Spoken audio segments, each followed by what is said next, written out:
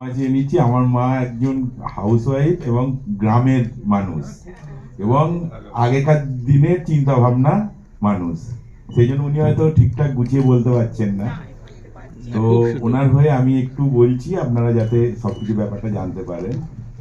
আমি প্রথমে যখন মায়ের ক্যান্সার ধরা পড়ে, আমি ডক্টর সত্যজিৎ স্যারের রেফারেন্সে আমি ডক্টর সৌরভ স্যারের কাছে আসি।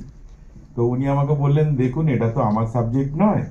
উনি তখন অরুণাভ স্যারেরকে রেফার করেন এবং উনি মায়ের কিভাবে অপারেশনটা হবে এবং অপারেশনটা হলে কি কি কমপ্লিকেশন আসতে পারে সেইটা উনি আমাকে সব বুঝিয়ে বলেন। এবং উনি সিঞ্জিনি ম্যাডামকে সঙ্গে নিয়ে, ওনার টিমকে নিয়ে একই দিনে রোবোটিক মাইক্রো সার্জারি এবং প্লাস্টিক সার্জারি ওনারা করেন। এবং যা যা প্রবলেম আগে ওনারা ভেবেছিলেন যে অপারেশনের পরে এইগুলো হতে পারে, সেরকম কোনো প্রবলেম উনি ফেস করছেন না এই মুহূর্ত এখনো পর্যন্ত। তো ওনাকে একটা ওই কম্প্রেশন স্টকিং একটা মোজার মতো দেয়া হয়েছিল, ম্যাডামই বলে দিয়েছিলেন। তো ওটা আমি একটু বাইরে বানিয়ে ওটা উনি ব্যবহার করছেন। এবং মায়ের এই মুহূর্তে পায়ের কোনো রকম সমস্যা নেই। ওনার একটু বয়স্ক মানুষ, আর্থারাইটিসের প্রবলেম আগে থেকেই ছিল, সেটার জন্য একটু প্রবলেম হয়। বাকি ওনার যে অপারেশন হয়েছে, ওই অপারেশনের জন্য ওনার এই মুহূর্তে কোনো প্রবলেম নেই। আর এইটা ওনার ট্রিটমেন্টের ব্যাপার। তারপরে আমি বলি মেডিকাল যারা ডাক্তারবাবুরা আছেন, সিস্টার দিদিরা, এমনকি হাউসকিপিং স্টাফ প্লাস সিকিউরিটি দিদিরা পর্যন্ত খুবই কোঅপারেটিভ এবং সবাই ব্যবহার আচার আমি খুবই ভালো পেয়েছি। আর আমি মেডিকাকে একটা অনুরোধ করব যে আপনারা একটু মানবিকতার দিকটাও একটু দেখবেন পেশেন্টদের ক্ষেত্রে। এটাই আমার বক্তব্য। খুবই ওকে, সবাই লুকে লুকে হাসি মুখে গোপালদা এসে গেছে।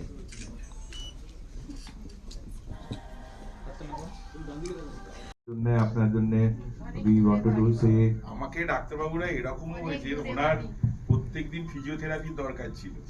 তো এখানকার ডাক্তারবাবুরা আমাকে ট্রেনিং দিয়েছিলেন। আমি নিজে বাড়িতে রেগুলার সকালে বিকালে আমি নিজে থেরাপি করেছি মাকে। ডাক্তারবাবুরা আমাকে ট্রেনিং দিয়ে দিয়েছিলেন। খুব ভালো, খুবই Very nice, very nice. This is the message we wanted to communicate, that is how we should take care of elderly parents, and how every stage it is important for to be there with them. Thank you. ধন্যবাদ Thank you. সবাইকে।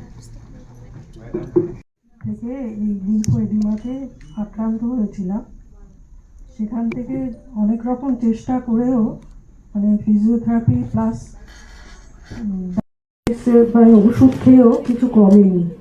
তখন আমি আর না পেরে পাটা আস্তে আস্তে খুব ফুলে যাচ্ছিল, ভারী হয়ে যাচ্ছিল, হাঁটতে কষ্ট হচ্ছিল এবং ঘরের যে কাজগুলো করতেও সমস্যা হচ্ছিল।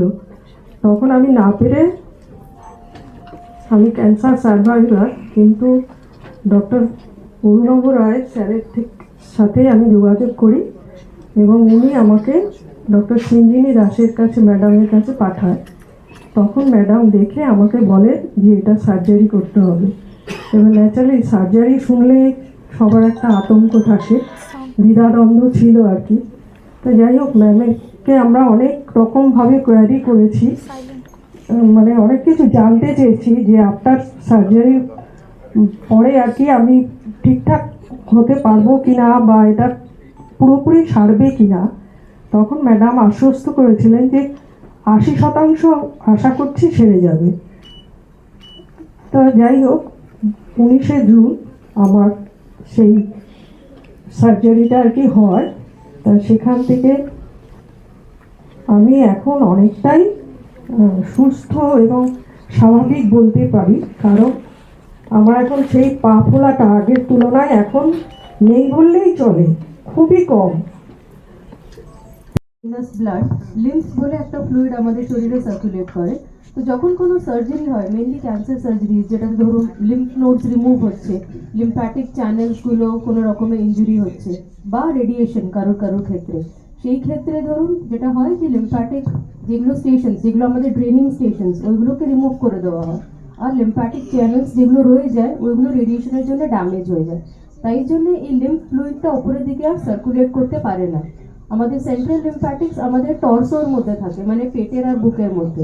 যখন গাইনোকোলজিক্যাল ক্যান্সার হয় বা ব্রেস্ট ক্যান্সার হয়, তখন যে নোডসগুলো রিমুভ করা হয় সেটা যে স্টেশন, যেমনি গ্রয়েন একটা স্টেশন আর বগল অ্যাক্সিলা একটা স্টেশন, এগুলো রিমুভ হওয়ার পরে হাতের আর পায়ের লিম্ফ ভেসেলসগুলো ওইগুলো ব্লক হয়ে যায়, আর লিম্ফ্যাটিক ফ্লুইডটা ওপরের দিকে নিজে যেটা পার্মানেন্ট স্টেশন ওই অবধি পৌঁছায় না, যার জন্য এগুলো হাতে বা পায়ে এগুলো অ্যাকোমোডেট হতে শুরু করে, তাই জন্য এই সোয়েলিংটা হয়।